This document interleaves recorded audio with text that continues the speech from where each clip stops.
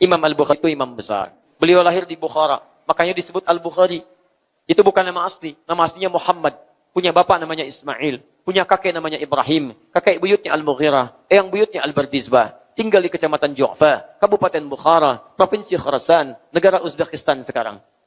Dari Bukhara, rumus Arabnya kalau datang ke Arab ingin mengenalkan daerah, tambah al di depannya, ujungnya tutup dengan i. Al-Bukhari. Al-Bukhari. Usia 2 tahun bapak meninggal. 4 tahun mata buta. Ibunya mendekat kepada Allah. Dikeluarkan tuntunan Quran. Dirawat anaknya dengan tuntunan Qurani. Apa yang terjadi? Allah ganti buta matanya yang permanen itu kata manusia. Dengan mata hati yang begitu tajam. Cepat dibacakan Quran, langsung ingat. Datanglah kemudian ke madrasah Quran. Dibacakan Quran surah ke-50 Qaf. Sekali baca, anak ini usia 4-5 tahun. Yang lain sudah senior. Dibacakan Quran, kata syekhnya cuma menguji. Man yahfad. Siapa yang sudah hafal? Imam kecil ini mengangkat tangannya, mengatakan, hafidtu ala dhahri qalbi. Saya sudah hafal. Yang lain diam. Syekhnya kagum dipanggil ke depan. Ta'ali ya bunai. Sini. Iqra. Coba baca. Dibacakan oleh Al-Bukhari kecil. Allahu Akbar. Bukan cuma hafal makhrajnya, tajwidnya mirip syekhnya.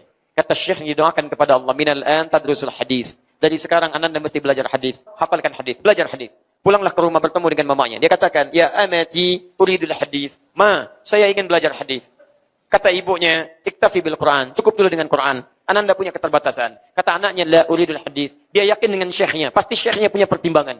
Kata anak ini, saya ingin belajar hadis. Maka Al-Bukhari kecil masuk ke kamarnya. Ibunya melihat, dia meraba-raba jalan, bersedih. Kemudian pergi ke kamar ibundanya, menghamparkan sajadah, bermohon pada Allah Subhanahu wa taala.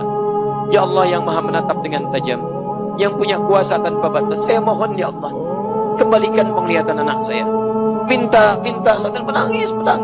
Al-Bukhari kecil kembali ke kamar mengulang hafalan Qurannya. Ketika ibundanya menyebut Jal Basir, Al-Bukhari sampai di ayat ke-22.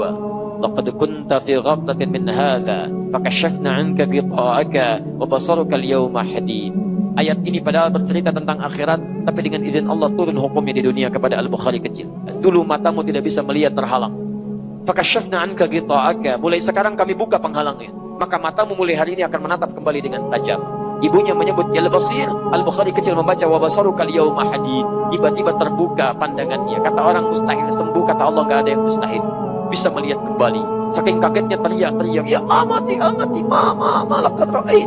Saya bisa lihat lagi. Ibunya kaget bangun, mengatakan, mungkin Anda melihat dengan hati. Kata anaknya, laqad ra'aitu bi'aini. Saya melihat dengan mata saya. Ini mama pakai baju ini. Di sekitaran kita ada benda ini. Maka keduanya berpelukan, ibundanya menangis. Sejak saat itulah beliau rajin belajar hadis, menghafal hadis, sampai menulis Al-Bukhari selama 16 tahun. Sebagian ditulis di Mekah, sebagian ditulis di Madinah. Amalan ibundanya, single parent, keadaan terbatas membentuk anak sampai jadi bintang di zaman